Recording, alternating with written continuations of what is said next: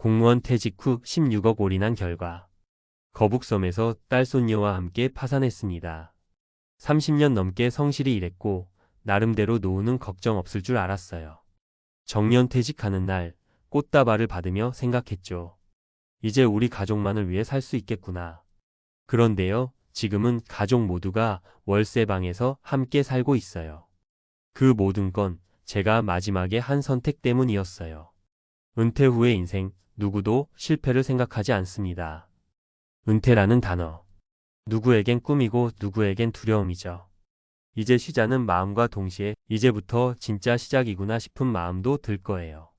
문제는 우리가 은퇴를 마침표라고 생각하는 순간부터 시작됩니다. 특히 퇴직금이나 연금이 조금 있는 분들, 자식들이 어느 정도 크고 이제 뭔가 한번 투자해볼까 싶은 분들일수록 조심해야 할 덫이 있습니다. 바로 무계획한 은퇴 창업과 무리한 부동산 투자입니다. 실제로 지금도 전국 곳곳에서 노후 자금 올인했다가 말아먹었다는 이야기가 하루에도 수십 건씩 쏟아지고 있어요.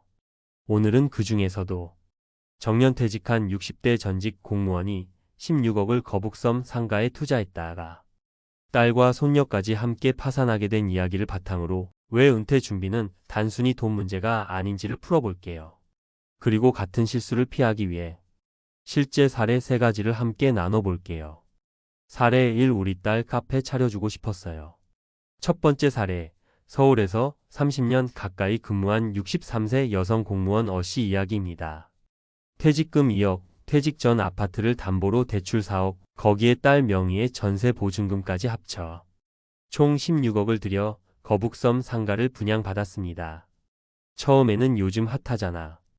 바다도 가깝고 관광지니까 대박 날 거야. 이런 마음으로 딸에게 카페 창업을 밀어줬죠. 하지만 현실은 달랐습니다. 코로나 여파에다가 상권 형성이 안 되면서 하루 매출 3만 원이 안 되는 날도 많았고 관리비와 대출 이자가 매달 400만 원 이상 나갔습니다. 결국 딸은 카페 문을 닫았고 어씨는 상가를 내놓았지만 팔리지도 않고 대출 이자를 못 갚아 경매에 넘어갔습니다. 퇴직금도 아파트도 딸의 전세금도 모든 게 사라졌습니다. 그때 어씨가 한 말이 아직도 마음에 남습니다. 내가 퇴직 자유라고 착각했어요. 하지만 준비 없는 자유는 망하는 길이었어요. 사례 2. 연금 있으니 괜찮을 줄 알았죠. 두 번째는 60세 초반에 퇴직한 전직 교사 B씨 이야기입니다. 사학 연금 수령액이 매달 280만 원. 이 정도면 평생 안정적이겠지라고 생각하고 남는 시간에 딸과 함께 수제 도넛 가게를 차렸습니다. 그런데요, 연금이라는 건 어디까지나 기본 생활비로 쓰는 거지. 사업의 손실을 메꿔주는 보험은 아니에요. 가게 운영 2년 동안 매달 적자였고 연금은 가게 운영비로 나갔고 결국엔 딸과 함께 알바를 하며 생계를 이어가는 중입니다. 그가 마지막에 한 말도 인상 깊어요. 내가 돈이 아니라 시간을 너무 가볍게 봤던 것 같아요. 은퇴 후 시간이 많다고 해도 그걸 다 일로 채울 필요는 없었는데. 사례 3. 부동산은 안 망한다는 말 믿었습니다. 마지막 사례는 59세에 퇴직한 남성 보험 설계사 C씨입니다. 퇴직 후 부동산 강의를 듣고 상가 투자는 무조건 이긴다는 말에 혹해 거북섬 상가 2채를 계약했습니다.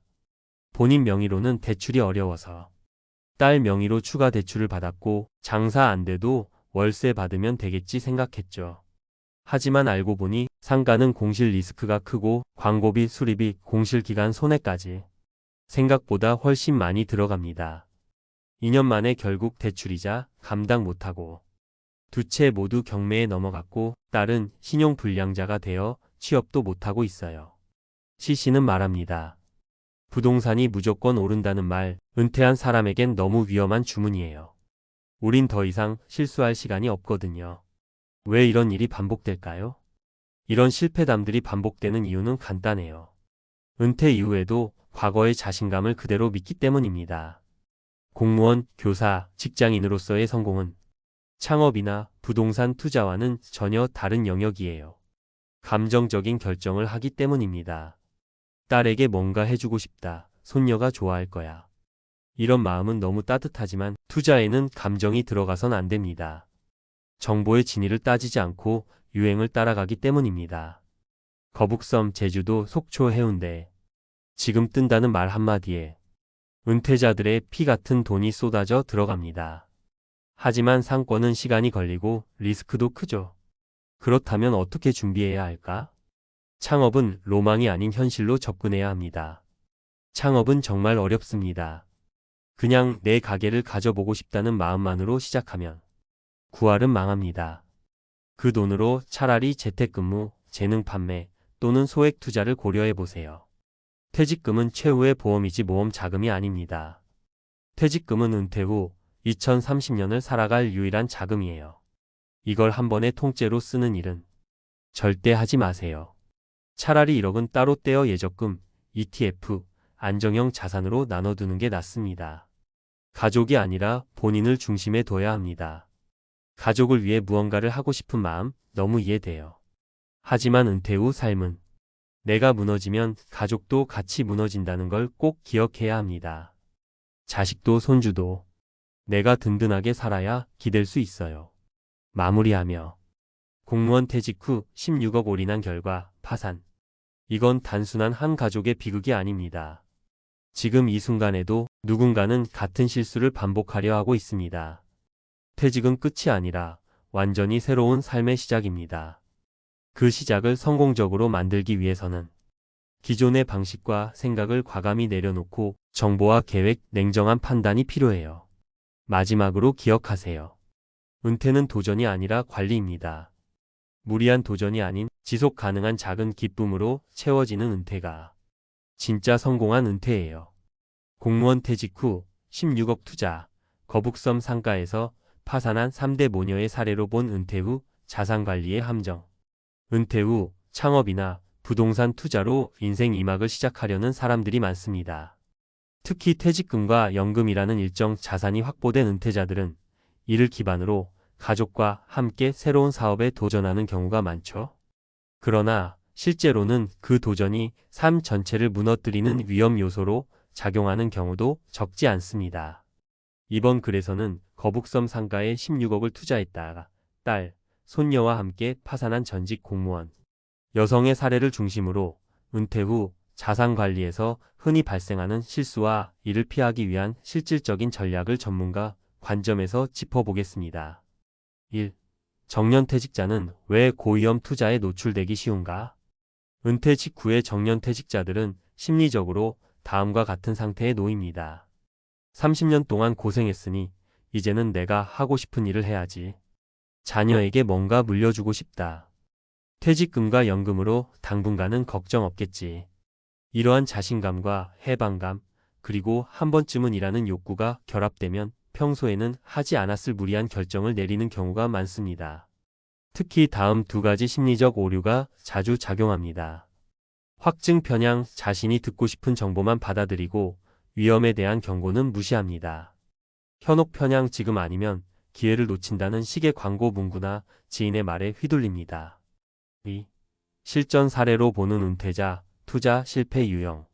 사례 1. 퇴직 후 전 재산 16억을 거북섬 상가에 투자한 어씨. 배경 63세, 퇴직 공무원, 퇴직금과 기존 부동산 담보 대출을 포함해 총 16억 투자. 목적 딸의 카페 창업, 가족이 함께하는 사업 운영. 결과 낮은 상권 활성화, 공실률 증가, 대출 이자, 부담 가중, 상가 경매, 전 재산 손실. 분석 상업용 부동산은 초기 고정비 관리비, 이자 등가 높고 공실 리스크가 크며 유동인구나 인프라 형성에는 상당한 시간이 필요합니다. 투자 이전에 지분 분산과 유동성 고려가 필수입니다. 사례 연금이 있다는 이유로 사업에 안이하게 접근한 P씨. 배경 62세 전직 교사, 사학연금 월 280만원 수령. 행동 딸과 함께 수제 도넛 창업. 문제 고정비 과다, 지출, 낮은 수익률, 연금 대부분이 사업 유지비로 소진 생계 유지 어려움. 분석 은퇴 후 연금은 생활비의 기본적인 안전망일 뿐 사업 손실을 메워주는 재원이 아닙니다. 연금이 버퍼가 될 것이라는 오해는 사업 손실을 확대시키는 주요 요인입니다. 사례 3. 부동산은 안전하다는 믿음에 의존한 C씨. 배경 59세 남성, 은퇴 후 부동산 투자, 강의 수강, 거북섬 상가 두 채 분양. 결과, 대출 상환 실패, 공실 지속, 자녀 명의 대출 연체로 신용 불량자 전락. 분석 부동산 안정이라는 공식은 모든 유형에 해당하지 않습니다. 상업용 부동산은 주거용보다 훨씬 더 복잡한 리스크 구조를 갖고 있습니다.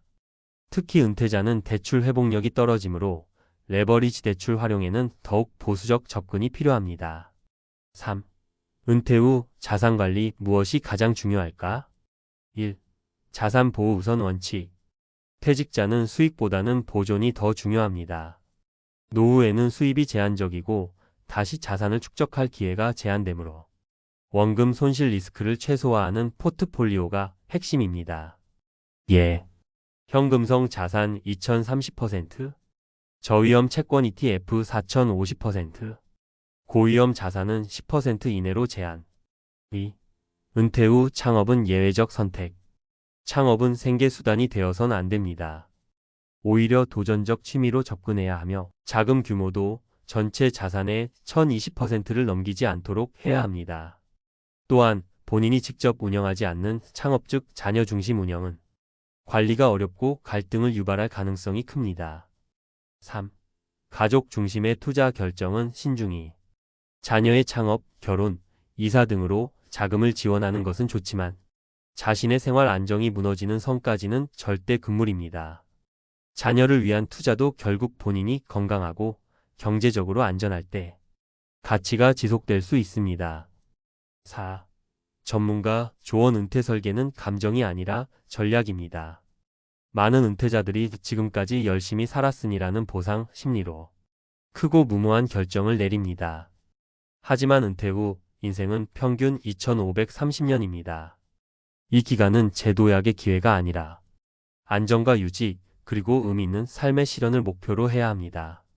소비 계획 수립, 월 평균 생활비 계산, 예산 배분, 예상 의료비 간병비 고려, 투자 위험 관리, 분산 투자 원칙 준수, 고정 수익형 자산 중심 구성, 건강한 생활 루틴 확립, 운동, 취미, 봉사활동 등으로 삶의 질 유지, 창업보다는 활동 참여 방식의 사회 연결성 확보. 결론. 거북섬 16억 상가 투자 실패는 단지 한 가족의 안타까운 사례가 아닙니다. 은퇴자들에게 필요한 것은 도전이 아니라 균형입니다. 돈, 시간, 관계를 유지하는 기술. 그게 바로 성공적인 은퇴 설계의 핵심입니다. 감정이 아닌 전략으로, 무리한 기대가 아닌 현실적인 설계로 내일을 준비하십시오.